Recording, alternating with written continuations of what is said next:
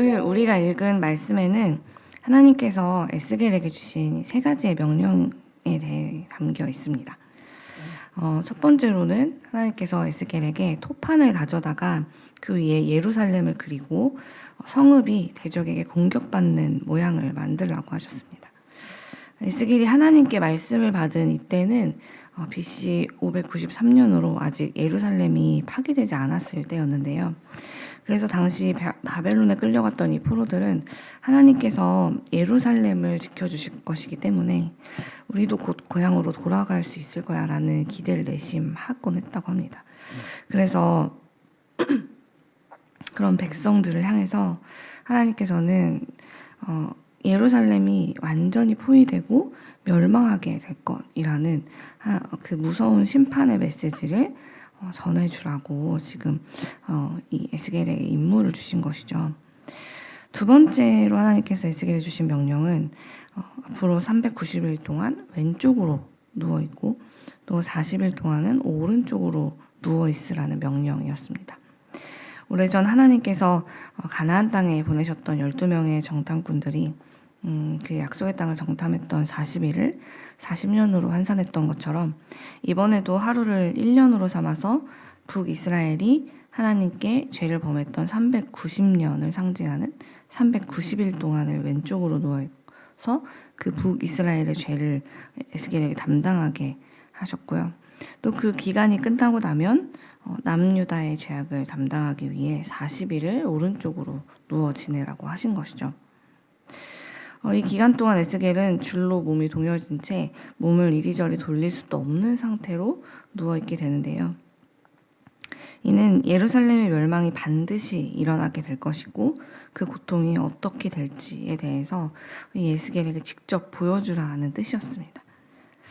세 번째 명령, 하나님께서 에스겔에게 주신 세 번째 명령은 아주 소량의 곡물로 빵을 만들어서 먹고 또 제한된 양, 정해주신 양의 물만을 먹으며 지내도록 하신 것이었죠. 이는 예루살렘이 앞으로 포위되는 그 상황에서 겪게 될 굶주림에 대해서 굶주림을 상징하는 것이었습니다. 게다가 이 소량의 빵을 구울 때는 불 때는 땔감으로 인분을 사용해서 불을 지펴라라는 명령까지 하셨죠. 에스겔은 이제 하나님의 명령 앞에서 다른 명령들에 대해서는 별 말이 없는데 이 인분을 가지고 빵을 구우라는 것에서는 이 부정한 행위에 대해서 당혹스러움을 감추지 못한 채로 하나님께 하소연을 하죠.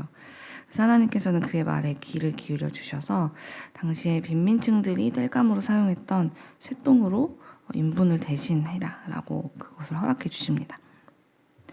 저는 오늘의 본문을 이제 쭉 가만히 묵상을 하면서 에스겔이 하나님의 이 명령을 듣고 이 일들을 이제 행하게 되는 것, 그게 어떻게 가능했을까? 만약에 하나님께서 저에게 이 세 가지의 명령을 주시면서 이 일들을 이제 즉시 행해라라고 말씀하신다면 과연 나는 어떻게 하나님께 대답하고 반응할 수 있을까라는 생각이 들었어요. 셋 중에 하나만 하라고 하셔도 저는 너무 어려워서 힘들 것 같다고 말씀드리지 않았을까 하는 생각이 또 들기도 하고 이 중에서 그나마 할 수 있는 게 뭐지라는 막 상황들을 쭉 보면 볼수록 너무 이 일들을 왜 굳이 하필이면 나를 선택하셔서 하게 하셨을까 하는 그런 생각들을 자꾸만 했을 것 같은 거예요. 심지어 이런 고난을 내가 받아야 되는 이유가 그 원인이 나에게 있는 것도 아니에요. 우리가 오늘 읽었던 14절, 15절 말씀을 보면 에스겔은 어려서부터 지금 이곳 이제 이방 땅에 끌려가 포로 생활을 하기까지 이곳에 와서조차도 평생을 부정하다고 하나님이 말씀하셨던 것들에는 절대 손대지 않았습니다. 하나님이 부정하다고 규정하신 것들은 손대지 않고 스스로 제사장 가문의 자녀로서 제사장으로서의 정체성을 가지고 정결한 삶을 꾸준히 살아왔던 사람이에요.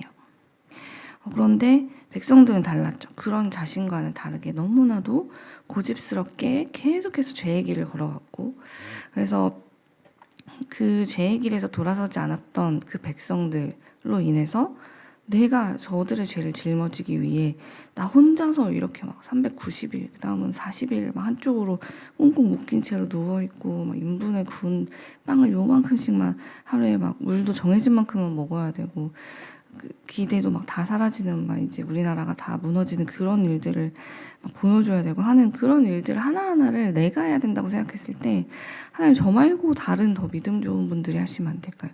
저는 안 될 것 같습니다. 저는 믿음이 너무 작고 너무 부족해서 하면서 계속 뭔가 거절할 이유를 막 찾고 이랬을 것 같은데, 에스겔은 그런 행동을 하지 않아요. 그런 말조차도 하지 않죠.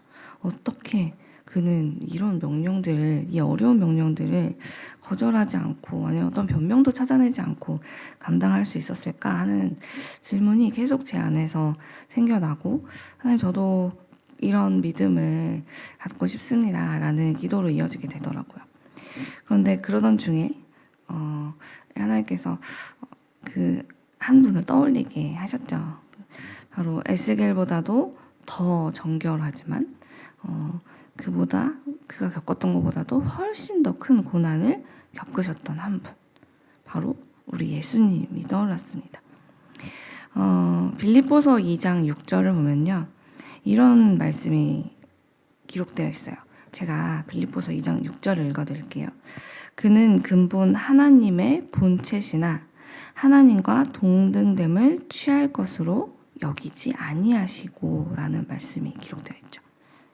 예수님은 인간인 에스겔과 달리 하나님과 본체이신 분, 하나님과 동등하신 분, 그렇기 때문에 그렇게 하나님으로서의 삶을 살아가는 것이 당연한 분이다라는 말씀이 기록되어 있고, 그런데 그 하나님과 조금도 다르지 않은 그 예수님이 그 당연한 하나님과 동등됨을 취하는 것을 당연하게 여기지 않으셨다라는 말씀이 쓰여져 있어요.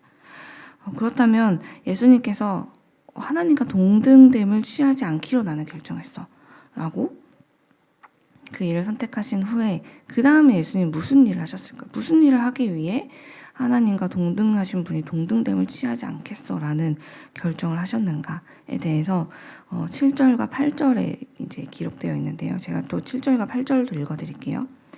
오히려 자기를 비워 종의 형체를 가지사 사람들과 같이 되셨고, 사람의 모양으로 나타나사 자기를 낮추시고 죽기까지 복종하셨으니 곧 십자가에 죽으심이라 라고 기록되어 있습니다. 예수님은 본인이 하나님이신데도 스스로 하나님 되기를 내려놓기까지 자기를 비우셨다 라고 기록되어 있는 거죠. 예수님께서 그렇게 자기를 완전히 비워내시자 그분은 우리와 같은 한계투성이인 사람이 되는 일을 감당하시게 되었고, 그 일을 감당하러 이 땅에 오셨고, 그리고 온통 죄악뿐인 우리를 위해서 자기의 그 귀한 생명을 십자가에서 우리를 위해 내어주어서 결국은 죄악에 빠져 멸망의 길로 갈 수밖에 없는 우리를 구원해내는 그 놀라운 역사를 이루어내실 수 있었다는 것입니다.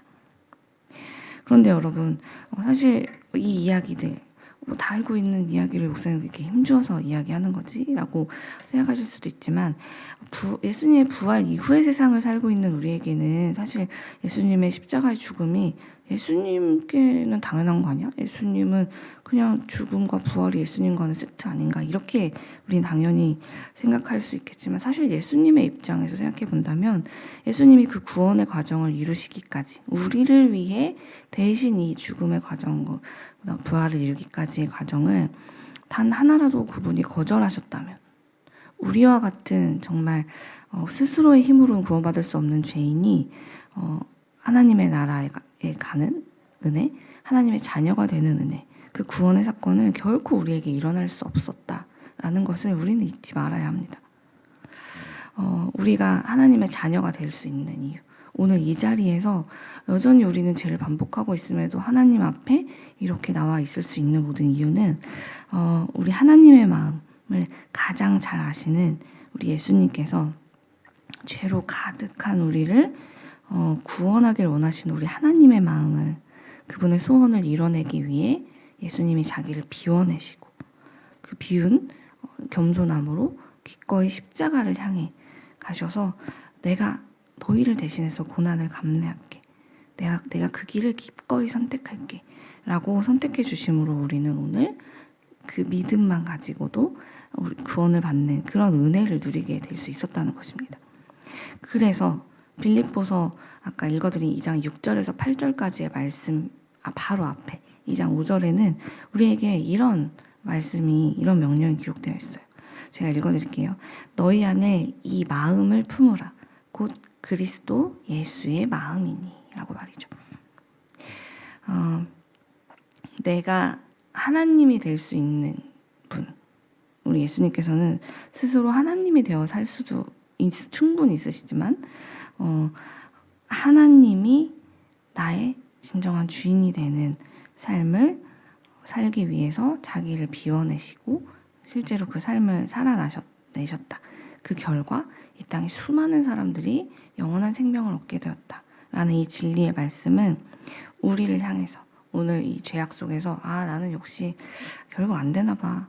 나는 그냥 이렇게 살아야 될 사람인가 봐라고 수시로 자꾸만 거룩한 삶을 향해 살기를 도전하는 말씀 앞에서 하나님 저는 안 될 것 같습니다 라고 내가 먼저 질의 나를 포기하고 예수님처럼 그분을 따라 살기를 그냥 스스로 거절하는 그런 우리를 향해서 오늘 새로운 도전을 다시 한번 주고 있는 것이죠.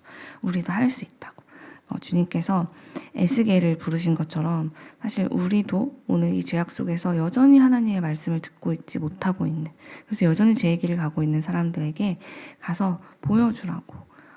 이렇게 죄의 길을 계속 가다 보면 우리에게 남은 것은 심판뿐이라는 사실을 보여주고 그들로 하여금 다시 하나님께 돌아오라는 그 중요한 일들을 우리에게 감당하라고 하나님께서 에스겔처럼 우리를 부르실 때 우리 역시 예수님처럼 에스겔처럼 하나님만이 주인 되시고 나는 완전히 비워내는 그런 겸손한 삶을 살기 시작할 때 우리도 에스겔과 같이 예수님과 같은 그 길을 따라갈 수 있다는 것입니다. 내 욕심과 내 바람이 우선이었던 삶을 그동안 우리가 살았다면 이제부터는 우리가 에스겔을 통해 본 것처럼 또 예수 그리스도를 통해서 늘 묵상하고 듣는 것처럼 하나님의 뜻이 내 삶의 우선이 되는 삶, 그 삶을 우리는 분명 살아갈 수 있고, 그렇기 때문에 그 길을 걸어가면서 우리 고난당하면 어떡하지? 우리 힘들어서 낙심하면 어떡하지? 넘어지면 어떡하지? 하는 그런 상황이 우리 앞에 나타날지라도 우리는 그때 우리 예수 그리스도의 손을 붙잡고 담대히 그 길을 피하지 않아도 이겨낼 수 있는 힘도 하나님께서 주시고 또 피해야 된다면 피해갈 지혜도 주시고 여러 가지로 하나님께서 우리가 예수 그리스도를 닮아 그분의 길을 따라갈 수 있는 그런 능력과 담대한 믿음을 더해 주실 것이라는 것입니다. 그러므로 사랑하는 여러분, 오늘 하나님께서 내 삶의 자리 곳곳에서 나에게 주시는 그 명령에, 그분의 음성에 귀를 기울이면서 나를 비워내고 또 우리 하나님만이 나의 삶의 주인이 되는 삶, 그 옳은 길을 함께 걸어가 봅시다. 때로는 저 사람은 왜 저래? 라는 이상하다는 말을 또 들을 수도 있고 눈총을 받을 수도 있고 사람들에게 거절을 당하는 아픔을 겪을 때도 있을 거예요.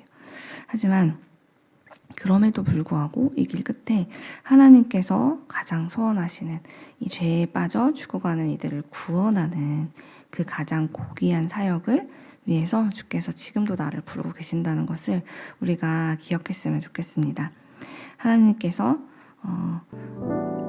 우리가 하나님 제가 내 뜻보다 주님의 뜻을 따라 살겠습니다 라고 작정한 우리에게 반드시 우리가 거룩히 살아갈 수 있는 힘과 또 두려움 없는 믿음 또한 더해 주실 것을 믿습니다.